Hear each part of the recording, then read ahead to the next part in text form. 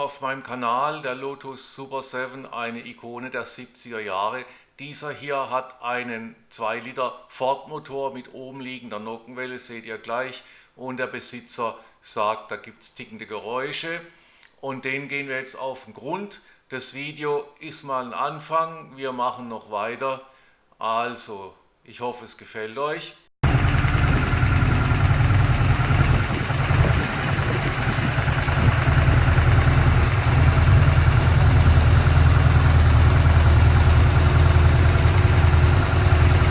Okay, ich sag mal, Auslass für den Zylinder. Gut, auch das gibt schöne Bilder. Ja.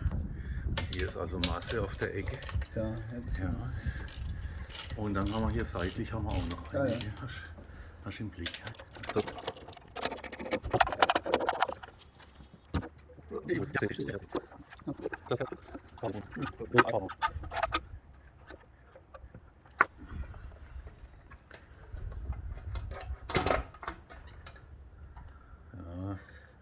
Ja, hier ja. Der Ford 1900 noch was Kubikzentimeter Motor. So, gar nichts drin. Und jetzt einfach mal ein bisschen schieben, genau.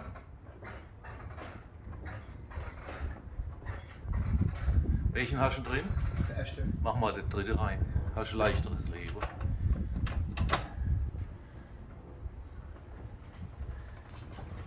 Jetzt hast du Leerlauf, würde ich sagen.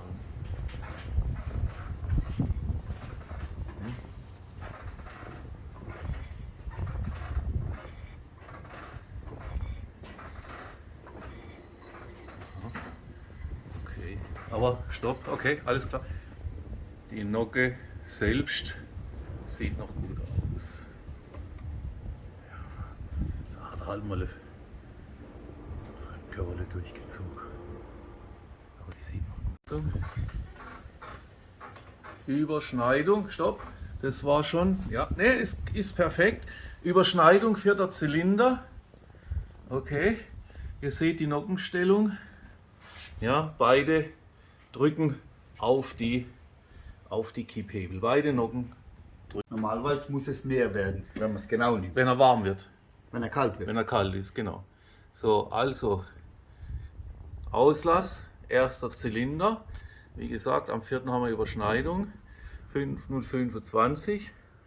Und hier sind wir am Einlass 0,20 saugend.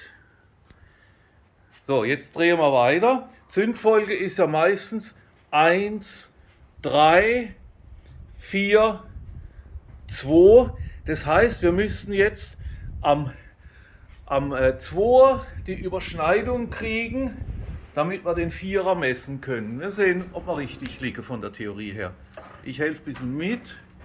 So, ihr seht, weiter.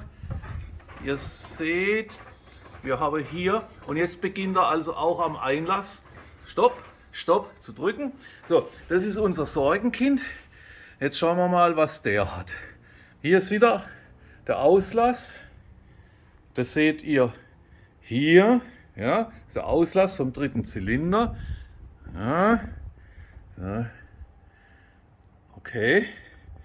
Und hier kriege ich jetzt zum Beispiel die 25er nicht mehr rein und die 20er kriegen wir auch nicht, doch die 20er geht rein, also wollen wir keine Panik verbreiten, ja, geht halbwegs, saugen geht die 20er noch rein. So, jetzt schauen wir hier, da geht die 20er auch rein, also der hat ein bisschen weniger. So, dann kommt jetzt, ja, ich sag's wieder, 1,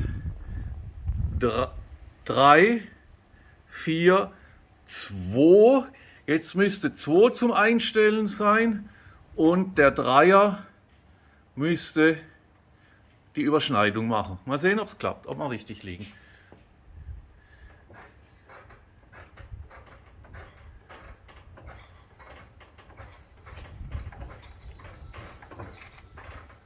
Warte mal, stopp. Jetzt haben wir auf 2. Ja, weiter, weiter. Ja, Rudi, weiter.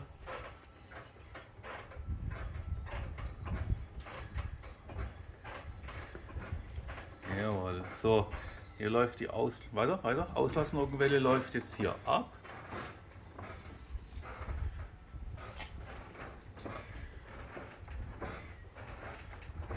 Ja, da müssen wir noch eine Runde drehen. Also weiter, weiter, weiter. Wir müssen hier in die Überschneidung kommen.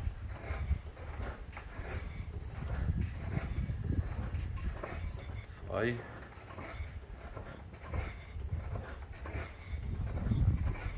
Quatsch, wir wollten 2 wollten wir ja machen. 4. So, jetzt guck, wo was sein muss. Der Dreier müsst ihr jetzt überschneiden jetzt, ja. Also. Durch die Konzentration auf 3. 3. So, also das war ein Fehler vom Amt. 3 muss jetzt überschneiden. Jetzt ist Auslass 3 voll offen. Ihr seht's. So, und jetzt beginnt auch gleich die Nocke vom Einlass aufzusetzen. Das ist ein schön symmetrisches Bild. Stopp! Jetzt haben wir da die Überschneidung und können hier messen. Ja. Und auch hier kriegen wir die 25er nicht rein. Und die 20er geht rein. Saugend. Und geht hier auch saugend rein. Jetzt fehlt uns noch 1. Ja.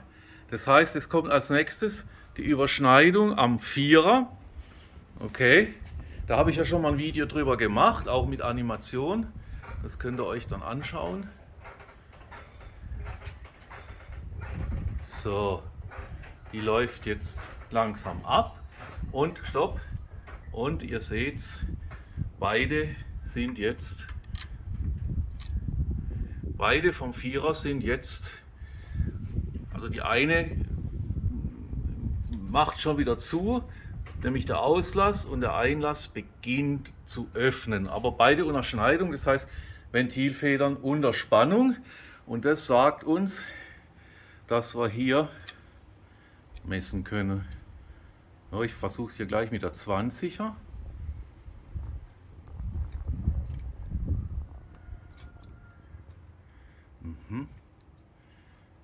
Ja, die geht. Ja, also hier, ja, kriegen wir die 20er Grad noch saugend rein. Auslass. So, und der Einlass ist auch gut.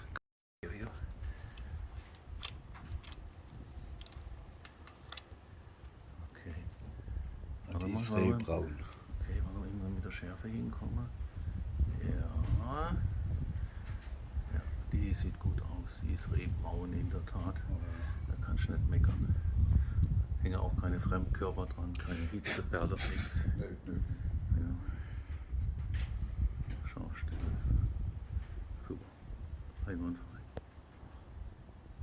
Jo. So, Leute, bis zum nächsten Mal. Das wird spannend. Ich weiß selbst noch nicht, warum er tickert, aber ich habe 2 Arbeitshypothesen. Das eine geht um die Ölversorgung der Nockenwelle und das andere mit vielleicht bleifreier Kraftstoff ohne Additive. Ciao, ciao.